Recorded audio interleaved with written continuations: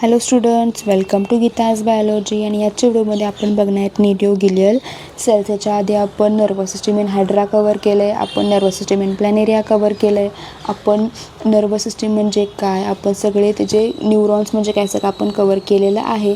आणि आजच्या व्हिडिओमध्ये आपण पुढचा पार्ट बघणार आहे ते म्हणजे न्यूरोगिलियल सेल्स. आता हे कसे आहेत, मोस्ट अबंडंट आहेत. मी तुम्हाला आधीच्या व्हिडिओमध्ये सांगितलं होतं की आपल्या CNSमध्ये किंवा आपण म्हणू शकतो आपल्या ब्रेनमध्ये दोन टाईपचे टिश्यू आहेत. एक तर आपला न्यूरॉन आहे आणि एक आपले न्यूरोगिलियल सेल्स आहेत. ठीक आहे, हे आपण कवर केलं आहे, आपण हा आज बघणार आहे. न्यूरोगिलियल सेल्स हे कसे आहेत, मोस्ट अबंडंट इन नंबर आहेत. देन न्यूरॉन, खूप मुलांचा असा गैरसमज असतो की न्यूरॉनच बहुतेक आपल्या बॉडीमध्ये अबंडंट आहेत. नाहीत, न्यूरॉनपेक्षाही न्यूरोगिलियल सेल्स भरपूर आहेत. CETला फसवला जाणारा प्रश्न, नीटला फसवला जाणारा प्रश्न, याच्यावर भरपूर फसवलं जातं की असोसिएशन रिझनमध्ये म्हणा किंवा ट्रू फॉल्समध्ये म्हणा की कोण अबंडंट आहे. खूप मुलांना वाटते की बाबा न्यूरॉन अबंडंट आहे. न्यूरॉन नव्हे, न्यूरोगिलियल सेल्स अबंडंट आहेत. आता हे कुठून आले आहेत, एक्टोडर्म. तुम्ही तुमच्या ह्युमन प्रोडक्शनमध्ये बघितलं असेल की 3 जर्म सेल्स असतात. एक तर असतं आपलं एंडोडर्म, एक असतं एक्टोडर्म आणि एक असतं आपलं मिझोडर्म. ठीक आहे, आपला जो न्यूरॉन आहे किंवा न्यूरोगिलियल सेल्स कोण तयार करतं, एक्टोडर्म तयार करतं ॲज न्यूरॉन्स. तर न्यूरोगिलियल सेल्स काय करतात, सपोर्ट करतात of CNS and PNS. Neuroglial cells main काम करत नाहीत, फक्त काय करतात, सपोर्ट करतात. जसं तुम्हाला 10वीचे दिवस आठवा. ठीक आहे, तुम्ही पेपर दिला होता, 10वीचा पेपर तुम्ही दिला आत्ताही. 10वीचं लक्षात नसेल तुमच्या, आत्ताही 12वीचं तुमचं आता वर्ष सुरू आहे. ठीक आहे, तुम्ही अभ्यास करायला लागला आहे, पण तुमची फी कोण भरायला लागले, तुमचे वडील भरायला लागले. तुम्हाला जेवण कोण तयार करून द्यायला लागले, तुमची आई तयार करून द्यायला लागली आहे. तुमचं जर काही सबमिशन असेल, आता खूप भावांचे असताना पटेलच तुमचे सबमिशन असतात, जे कम्प्लिशन असतात तुमच्या बहिणी करतात. ठीक आहे, तुम्ही करतच नाही. जे काही जर्नल सबमिशन काय काय काय काय असतं सगळं तुमच्या बहिणी करतात. म्हणजे मोठ्या जे लहान असतात त्यांचे पण मोठे बहीण भाऊ वगैरे तुमचं सबमिशन वगैरे करतात. आता हे काय करायला लागलं, तुम्हाला सपोर्ट करायला लागलेत की नाही.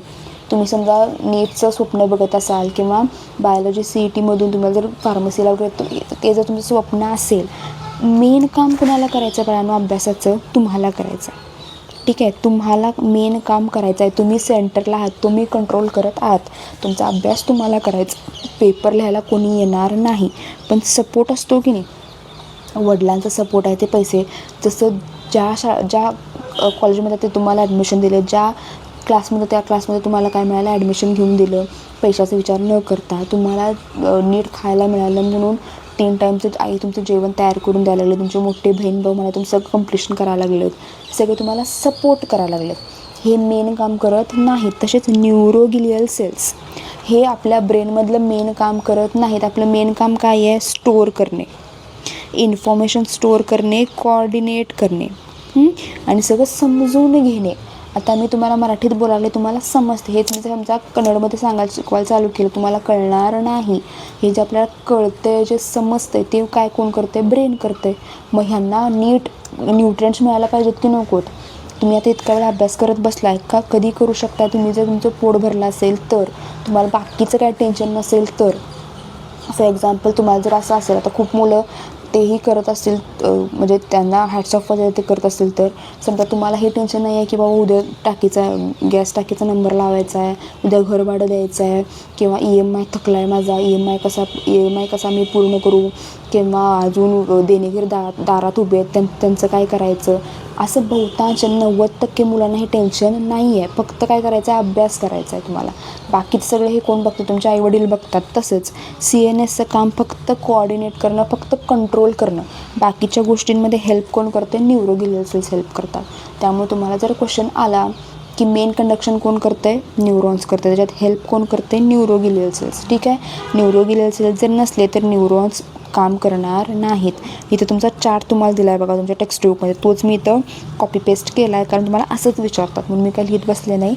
आता CNSमध्ये म्हणजे कुठं ह्याच्यात लिहा तुम्ही. CNSमध्ये कोण येणार, ब्रेन येणार, आणि तुमचा कोण येणार, स्पायनल कॉर्ड म्हणजे तुमचा मेंदू आणि तुमचा पाठीचा कणा येणार. त्याच्यामधलं पहिलं आहे ते म्हणजे ऑलिगोडेंड्रोसाइट.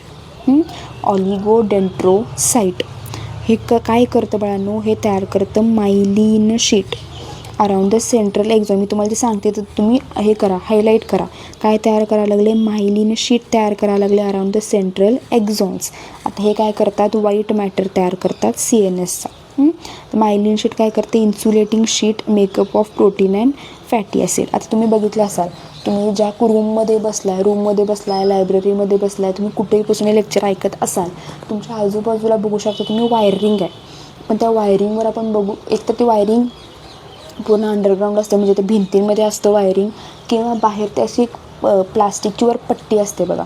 ती प्लास्टिकची पट्टी म्हणा, किंवा जर वायरिंग जरी असलं तरी वर त्याचं एक कोट असतं, असं काळं कोट असतं ना, त्या कोटिंगला ते कोटिंग असतं. का कोटिंग असतं, कारण कुणालाही ते करंट बसू नये म्हणून. म्हणजे त्या वायरिंगमध्ये जो फ्लो होणारा करंट आहे त्याचा कुणालाही इजा होऊ नये म्हणून. किंवा आपण असं म्हणू शकतो की तो करंट काय व्हावा, म्हणजे अडथळा न येता काय व्हावा, चालू राहावा. म्हणजे काय होईल, लाईट लागून राहील. तसंच जे आपलं ऑलिगोडेंड्रोसाइट आहेत हे काय असतात, आपले न्यूरॉन्सवर. समजा मी तुमचा जो न्यूरॉन काढून तुम्हाला दाखवला होता, एकच मिनिट जो मी न्यूरॉन तुम्हाला काढून दाखवला होता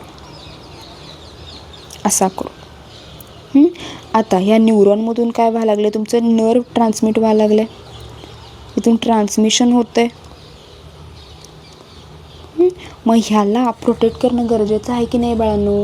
जर समजा इथं मी प्रोटेक्ट केलंच नाही याला, ठीक आहे, असंच ठेवून दिलेला, जर मी प्रोटेक्टच केलं नाही तर इथली इन्फॉर्मेशन इकडे इकडे जाऊ शकते. म्हणजे शेवटच्या तुमच्या ब्रेनपर्यंत येऊपर्यंत इन्फॉर्मेशन लीक झाली म्हणजे, ठीक आहे. जसं आपलं ह्याचं असतं बघा, दुधाचं पाऊच आहे किंवा पाण्यासाठी आपण म्हणू शकतो की त्याला असं समजा लीक असेल कुठंतरी, ठीक आहे. तुम्हाला काय करायचं आहे, खालच्या मजल्यापासून 4 मजल्यांवर वर जायचं, ते पण पायऱ्यांवरून, आणि ती दुधाची पिशवी लीक होती आहे. तुम्ही ते पिशवी घेऊन चाललाय वर म्हणजे इतक्या पायऱ्यात चढून चाललाय, ते वर जाऊपर्यंत ते 1 लिटरचं अर्धा लिटर होऊन बसेल, कारण दूध सांडायला लागले ना ते. तसंच ह्या न्यूरॉनमध्ये समजा जर वर कोटिंग नसेल, हे पण जर समजा लीक होत असेल तर इन्फॉर्मेशन कुठंही इकडे तिकडे जाऊ शकते.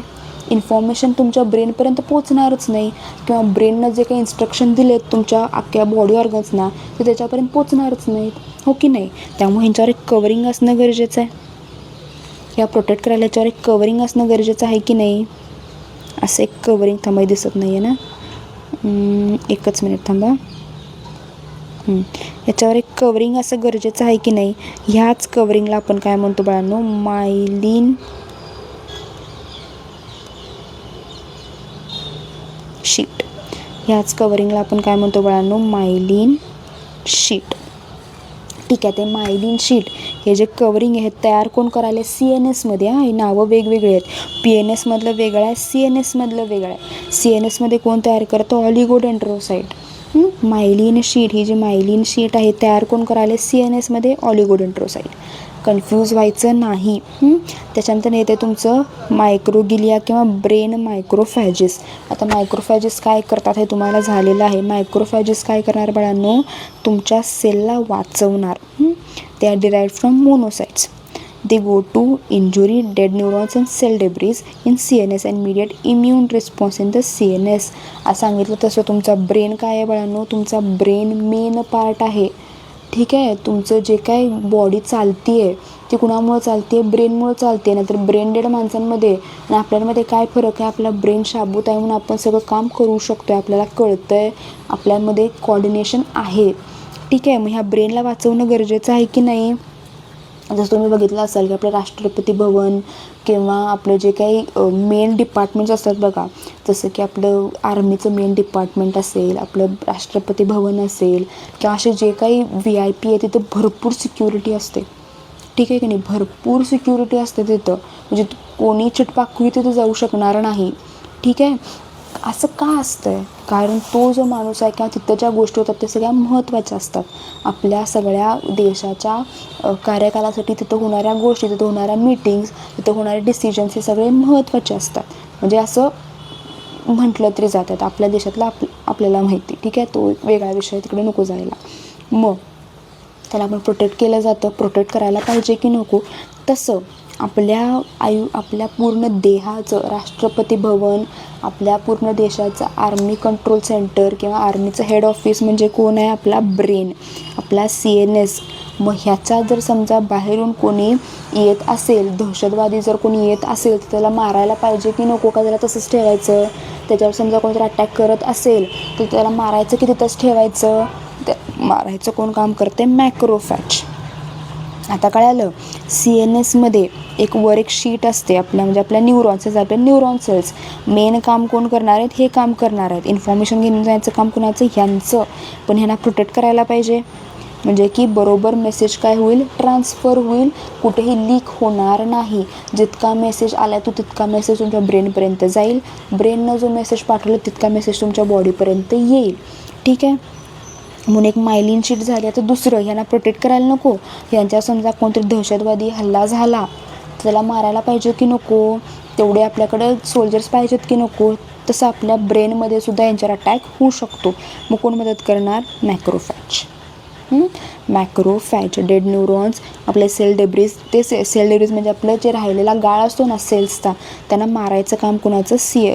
मारायचं काम कोणाचं? मॅक्रोफॅज इन CNS. त्याच्यानंतरनं आले आपले ॲस्ट्रोसाईट. ॲस्ट्रोसाईट आता हे कसे आहेत? स्टार शेप्ड आहेत, ज्यांचा शेप असा स्टारसारखा असतो. असं आपण म्हणू शकतो स्टार शेप, असा थोडासा स्टार शेप असल्यासारखा असलेला आपण म्हणतो ॲस्ट्रोसाईट. ॲस्ट्रोसाईट, एस फॉर स्टार शेप.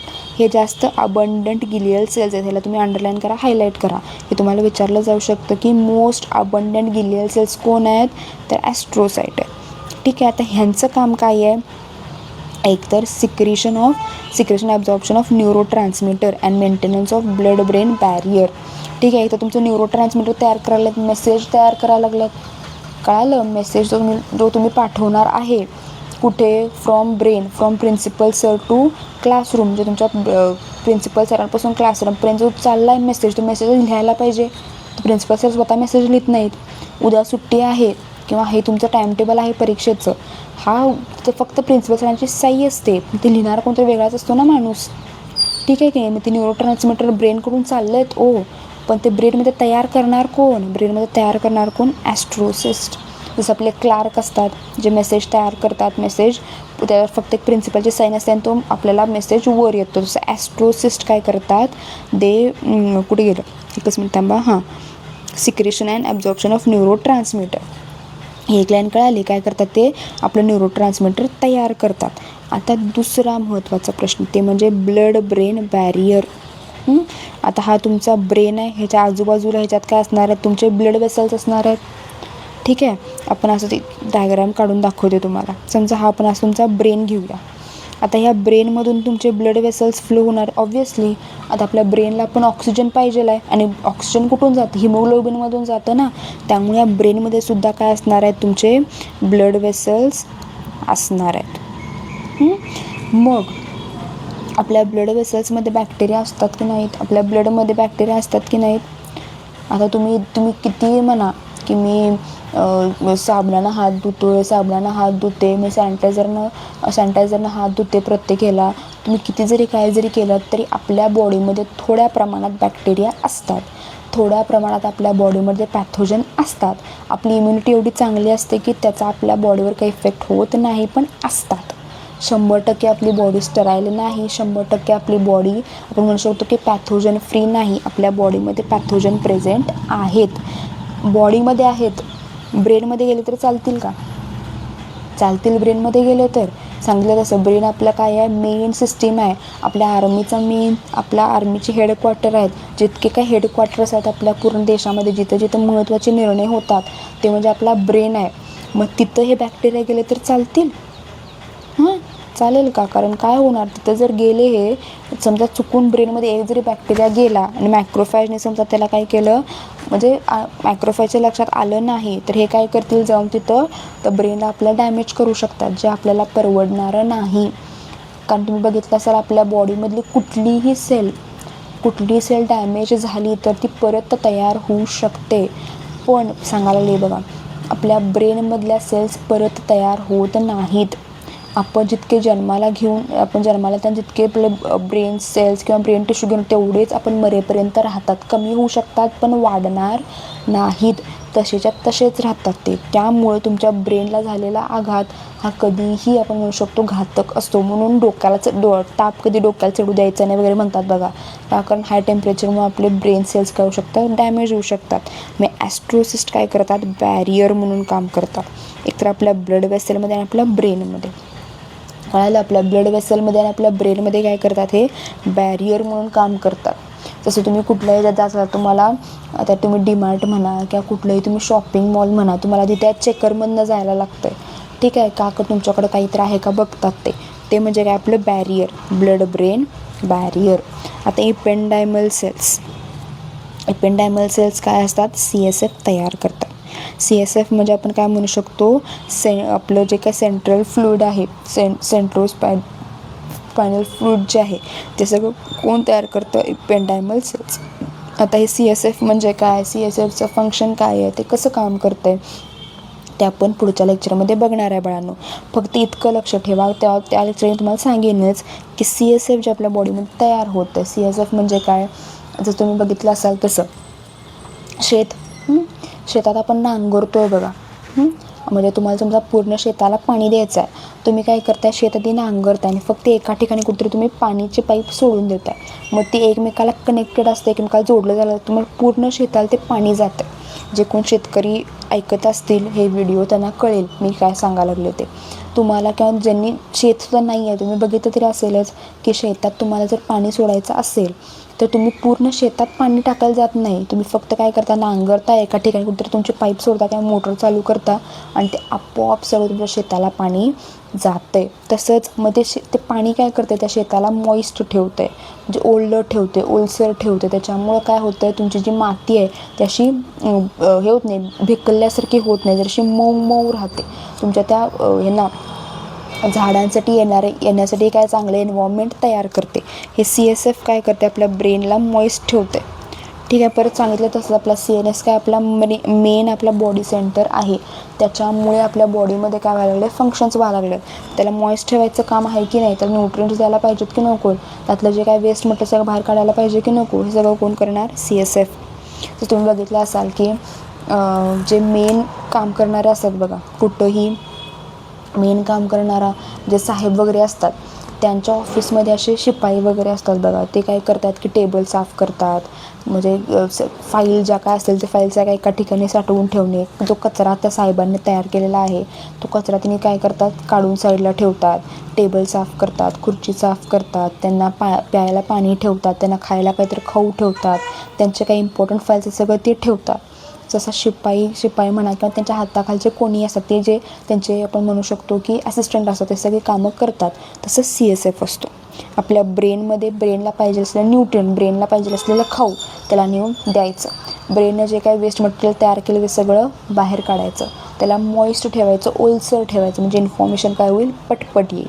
ते कोण तयार करते, इपेंडायमल्स. आपण आता काय केलं, 3-4 कवर केलेत. ऑलिगोडेंड्रोसाइड मायलिन शीट तयार करणार, मायक्रोगिलियल सेल काय मॅक्रोफॅजेस सोल्जर्स आहेत, ते काय करणार, सोल्जर्स काय करतात, प्रोटेक्ट करतात. ॲस्ट्रोसाइड्स पण आपण म्हणू शकतो सोल्जर्सच आहेत, पण हे काय करतात, लढून त्याला ठार मारतात. त्या बॅक्टेरियांना ठार मारतात, हे बॅक्टेरियांना आत घुसू देत नाही. 2 प्रकारचे शिपाई म्हणण्यापेक्षा सोल्जर्स असतात, सैनिक असतात. एक काय करतात, दुश्मनाला जाऊन ठार मारतात, एक काय करतात, त्यांना आत येण्यापासून थांबवतात. ठीक आहे, ते झालं आपलं ॲस्ट्रोसिस. तर तुम्ही बाहुबली बघितला असाल बघा, बाहुबली बघितला आहे, बाहुबली 1. त्यात जो शेवटची जी लढाई होती, शेवटची जी बाहुबलीच ना तो, बाहुबली आणि तो कोण, तो त्यांचा तो विलन होता तो 1मधला, त्यांच्यामध्ये जेव्हा लढाई चालली होती त्यात बाहुबली आणि त्याचा कोण तो भाऊ जो होता तो काय करत होता, मॅक्रोफॅज, तो मेन लढाईला आत उतरला होता. तो जाऊन त्या दुश्मन जे काय ते काळे होते बघा, ते त्यांचं नाव मला माहीत नाही, त्यांना जाऊन ते मारत होते. पण कटाप्पा जो होता किंवा त्यांनी जशी पूर्ण एक तयार केली होती ते मारत नव्हते, ते आत येण्यापासून थांबवत होते, ते बॅरियर म्हणून काम करत होते. त्याला आपण काय म्हणणार, ॲस्ट्रोसिस्ट. आता दोन्हीमधला फरक कळाला. मॅक्रोफॅज म्हणजे कोण, ते बाहुबली आणि त्याचा भाऊ जो कोण होता तो भल्लाल देव वाटतं, ते म्हणजे कोण, मॅक्रोफॅजेस. आणि ॲस्ट्रोसिस्ट म्हणजे कोण, कटाप्पा. दोघं पण लढाईच करत होते. एक काय करत होता, तिथं जाऊन त्यांना ठार मारत होता. एक काय करत होता, आत येण्यापासून थांबवत होता. आणि इपेंडायमल सेल्स म्हणजे काय, CSF त्या ब्रेनला, आपल्या मेन ब्रेनला काय करतो, तो सगळ्या कामांमध्ये वाचवतोय, वाचवून कशा हेल्प करतो. ठीक आहे. त्यांना न्यूट्रियंट्स म्हणजे त्यांना खाऊ पुरवायचं, त्यांनी जे काय वेस्ट मटेरियल तयार केलं ते सगळ्यांना बाहेर काढायचं. त्यानंतर आपल्या ब्रेनला मॉइस्ट ठेवायचं काम कोणाचं, CSFचं. ते CSF तयार कोण करणार, इपेंडायमल सेल्स.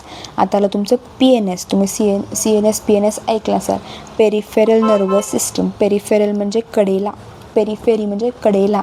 आता हा झाला तुमचा, एकच मिनिट, हा झाला तुमचा ब्रेन, हा झाला तुमचा स्पायनल कॉर्ड. हे झालं कशात, CNS मध्ये.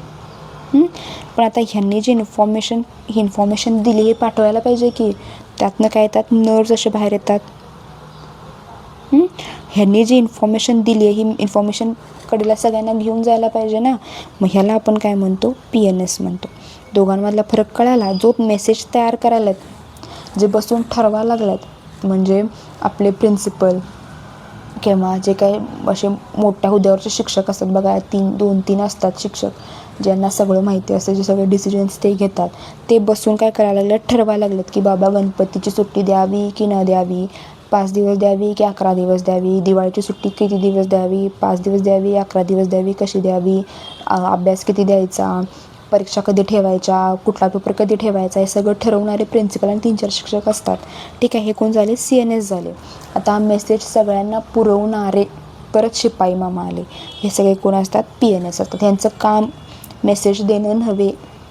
परत ते शिपाई ठरवत नाही परीक्षा कधी ठेवायची, ठरवतोय कोण, तुमचं प्रिन्सिपल सर आणि तुमचे ते 4-5 शिक्षक. ते पूर्ण बाकीच्या शिक्षकांना सांगण्यापासून, विद्यार्थ्यांना सांगण्यापर्यंत कोण काम करते, PNS काम करते. ते आपलं पेरिफेरल म्हणजे बाजूला नर्वस सिस्टीम. आता ह्यांच्यात 2 सेल आहेत. एक तर आपलं श्वान सेल्स, ह्यांना पण प्रोटेक्शनची गरज आहे की नाही, मेसेज घेऊन चालले ते.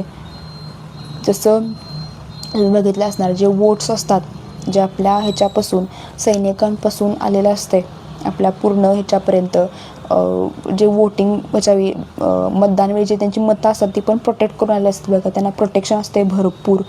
का, कारण मेसेज इम्पॉर्टंट मेसेज आहे तो. किंवा असं सील वगैरे असते बघा, पेपरला वगैरे सील असते, ते तुम्हाला काढता येत नाही. का, कारण त्यांना पण प्रोटेक्ट करणं गरजेचं आहे ना. तो मेसेज आहे, इम्पॉर्टंट मेसेज घेऊन यायला लागलेत ते, इम्पॉर्टंट मेसेज घेऊन चालायला लागलेत. त्यांना मधीच दहाचा मग कोणतरी केला तर, जसं ह्याच्यात झालं होतं पेशवाईमध्ये, 10चा म केला होता, तसंच ते आपण काय करू शकतो की श्वान सेल्स काय असतात, ह्या पेरिफेरल आपले जे काय हे असतात ना, मेड्युलेटेड नर्व्स, त्यांच्यावर मायलिन शीट तयार करतात. म्हणजे इथले जे नर्व्स आहेत यांच्यावर मायलिन शीट, अशी शीट तयार कोण करतं आहे, श्वान सेल्स. मेन CNS मध्ये तयार कोण करतं आहे, ऑलिगोडेंड्रोसाइट. पण PNS मध्ये तयार कोण करतं आहे, श्वान सेल्स. ठीक आहे. त्यांना आपलं सॅटेलाईट सेल्स हे काय करतात, सपोर्ट करतात. सगळ्या म्हणजे खारीचा वाटा, सगळीकडे ह्याचा खारीचा वाटा असतो, सगळ्यात थोडं मदत करतं, म्हणून आपण म्हटलं सॅटेलाईट सेल्स. आयोग तुम्हाला सगळे कळाले असतील. हे तुम्हाला 1 मार्कला विचारलं जाऊ शकतं. जसं 4 मार्कला असते बघा, डिवाइड असते 1 1 1 1, तसं तुम्हाला विचारलं जाऊ शकते. किंवा तुम्हाला मॅच द फॉलोइंगमध्ये विचारलं जाऊ शकतं. ठीक आहे. किंवा शॉर्ट नोटमध्ये वगैरे विचारलं जाऊ शकते. त्यामुळं हे परफेक्ट करायचं. त्याच्यात तुम्हाला काय कळालं नसेल, काय डाऊट असेल, तुम्हाला कमेंट सेक्शनमध्ये नक्की विचारा. कारण हे तुम्हाला CETमध्ये पण येतं आहे आणि तुम्हाला बोर्ड्सला पण येते. हे तुम्हाला ह्याला नाही आहे बहुतेक, नीटला नाही आहे.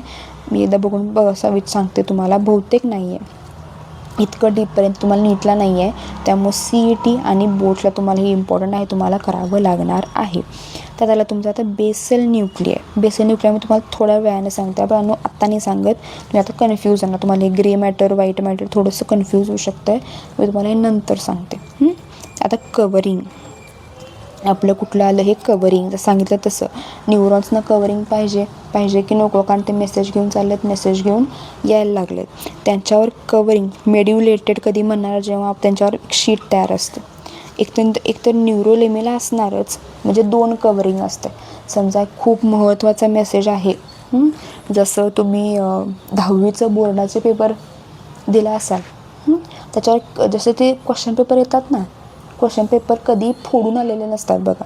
तुम्ही जर कधी म्हणजे असं निरखून बघितलं असेल तर जेव्हा 10वीचे बोर्डाचे पेपर येतात त्यांच्यावर ऑलरेडी एक कवरिंग असते, 3 कवरिंग असतात सॉरी, त्यातले पहिले 2 कवरिंग शिक्षक जे आहेत ते बाहेरच काढतात, त्यातलं फक्त एक कवर जे असते ते आत घेऊन येतात आणि तुम्हाला आधी साईन करायला लावतात. बघितलं असाल तुम्ही की तिथं 2 मुलांना ना त्यांचा सीट नंबर लिहून तिथं साईन करायला लावतात की बाबा हे आमच्यासमोर फाडलेलं आहे, जे इतकं गुप्त ठेवलेलं असतं ते. त्याच्यावर 2-3 प्रकारचे कवरिंग असतात जेणेकरून आतली प्रश्नपत्रिका कुणालाही मिळणार नाही, पेपर फुटणार नाही. तसंच मेड्युलेटेडवर, कारण हे काय असतात, इम्पॉर्टंट असतात, आपला मेसेज हे फास्ट घेऊन जातात, ह्यांचं सगळ्यात जास्त मोठं काम असतं. तसं 8वी-9वीच्या पेपरला वगैरे नसतं बघा. 8वी-9वीचे पेपर म्हणजे काय आपले नॉन मेड्युलेटेड, इम्पॉर्टंट आहेत पण इतके पण नाहीत जितके मेड्युलेटेड. आपला बोर्डचा पेपर आहे त्याच्यावर कवरिंग भरपूर असतं, त्या स्टुडंटचे वगैरे साईन घेतात, त्यांच्यावर त्यांचा ID नंबर वगैरे लिहितात, सगळं करतात.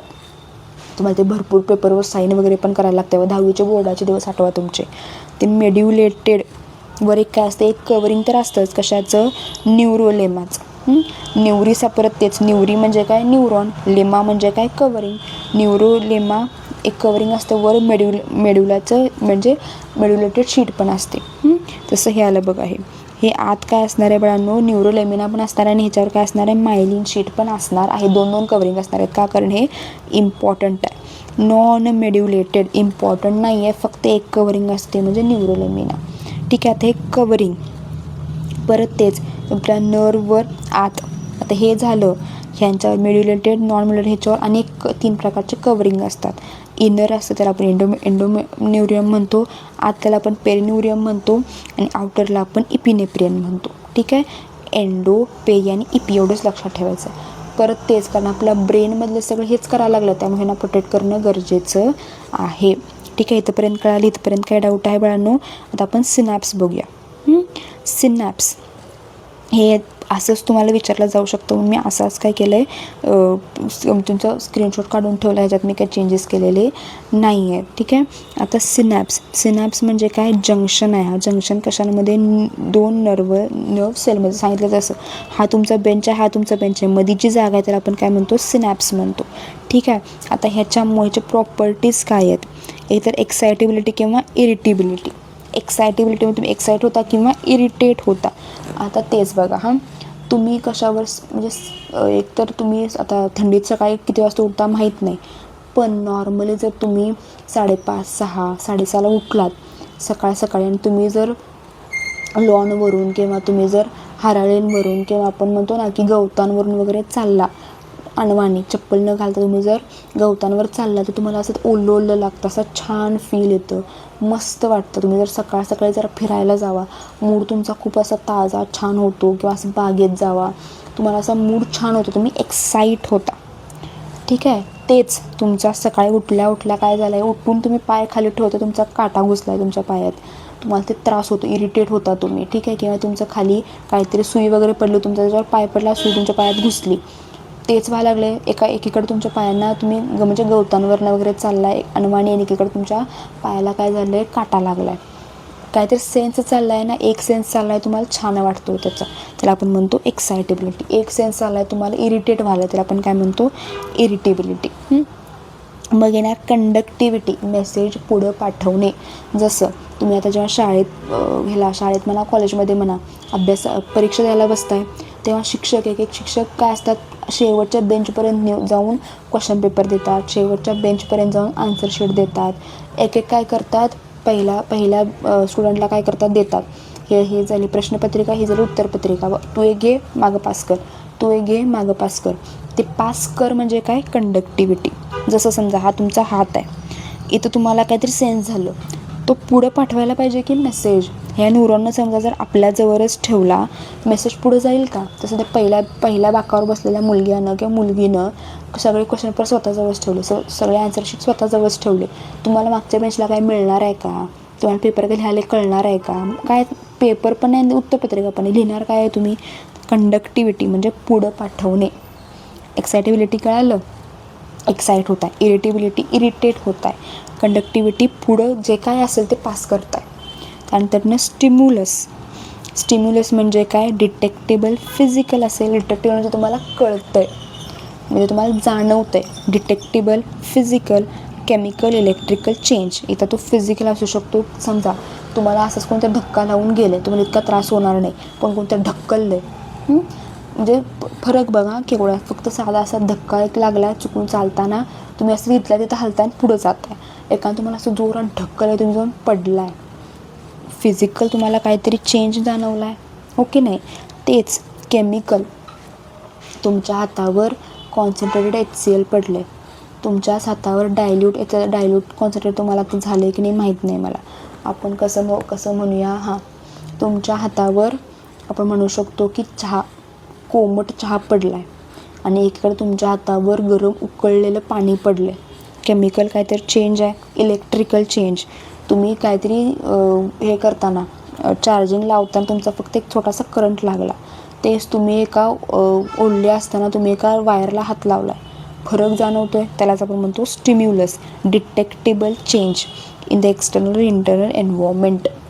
ठीक आहे, त्याला आपण काय म्हणतो, स्टिम्युलस म्हणतो. जसं तुम्ही आता इथं तुम्ही ज्या रूममध्ये बसलाय तिथं वारं आहे तुम्ही घुसमटलं असं तुम्हाला, मग तेच तुम्ही काय करायला लागलाय, असं डोंगरावर वगैरे गेलाय, तिथं पण वारं आहे, पण आपल्याला तिथं जाणवतं की बाबा वारं याला, तुमचे केस उडत असतात, तुम्हाला जाणवत वाऱ्याचा आवाज वगैरे येत असतो.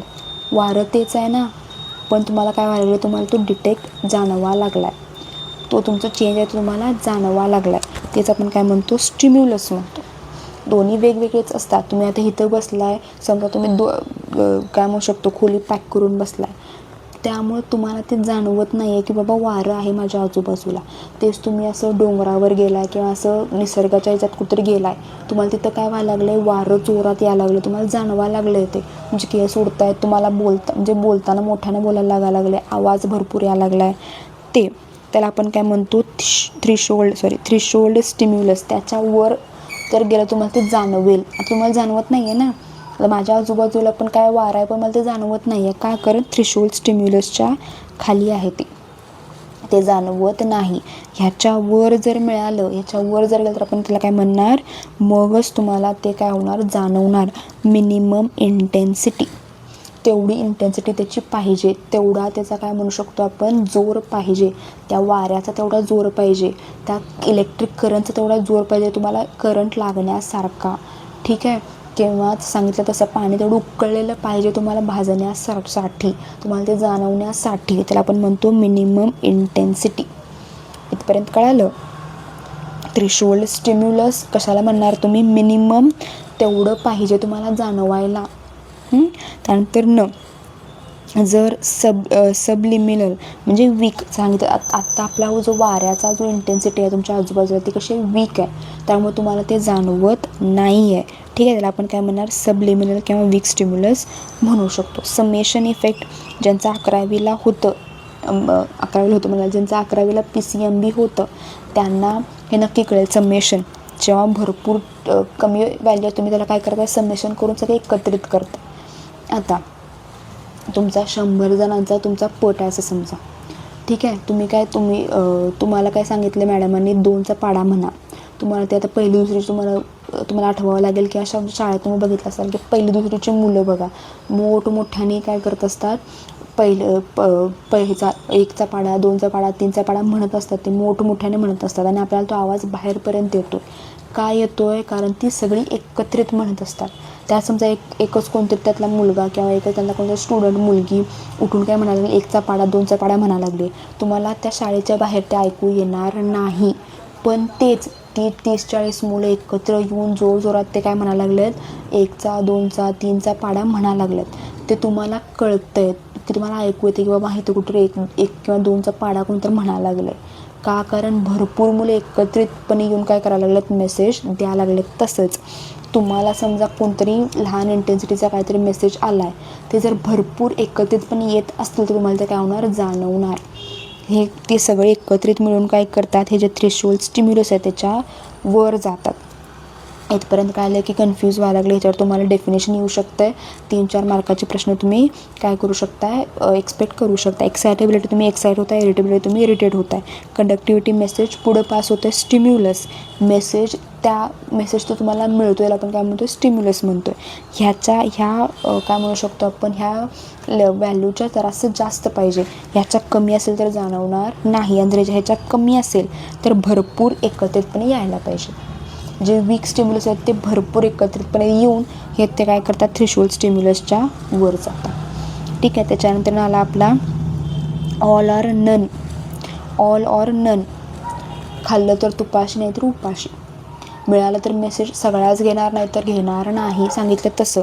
ह्याच्यावर जर गेलं तर मेसेज मिळणार, ह्याच्या जर समजा खाली असेल तर मेसेज मिळणार नाही. समजा तुम्हाला आता कट ऑफ आहे 85चा, आपण असं समजा की तेव्हा CETचा आपण म्हणूया कट ऑफ आहे 96%. 96% 95.9ला मिळत नाही. 96 जर कट ऑफ असेल तर 95.9ला मिळणार नाही. ऑल 96च्या वर सगळ्यांनाच मिळणार, 96च्या एक जरी खाली असेल तर कुणालाही मिळणार नाही. त्याला आपण म्हणतो all or none law. All म्हणजे सगळ्यांना मिळेल किंवा कुणालाच मिळणार नाही. तसं खाल्लं तर तुपाशी नाही तर उपाशी, हे टोक किंवा हे टोक. रिफ्रॅक्टिव्ह पिरियड तुम्हाला सांगितलं जर रिफ्रॅक्टिव्ह पिरियड म्हणजे काय, आता तुम्हाला भरपूर जर सगळी इन्फॉर्मेशन द्यायला लागलेत. फिजिक्सचे सर आले, फिजिक्सचं शिकवून गेले, मग ते जाता तोपर्यंत केमिस्ट्रीचे सर आले, केमिस्ट्रीचे शिकवून गेले. ते जाता तोपर्यंत तुम्ही बायोलॉजीचे किंवा मॅथचे शिक्षक आले, ते शिकवायला चालू केले. तुम्हाला पुस्तकं ठेवायला सुद्धा वेळ मिळत नाही आहे. तुम्ही तुमचं ब्रेन मग हँग होतं आहे बघा. केव्हा तुमच्याकडे आता कम्प्युटर असेल, लॅपटॉप असेल, तुमचा फोन असेल, तुम्ही जर भरपूर ॲप्लिकेशन जर एकत्र चालू केला असेल, फोन तुमच्यामध्येच हँग होतो. काय म्हणजे ती टच स्क्रीन तुमची होतच नाही. त्याला आपण म्हणतो रिफ्रॅक्टिव्ह पिरियड. तुमच्या ब्रेनमध्ये तुम्ही एक असा हँग होत आहे बघा, तुम्हाला कळतच नाही काय चाललं आहे ते.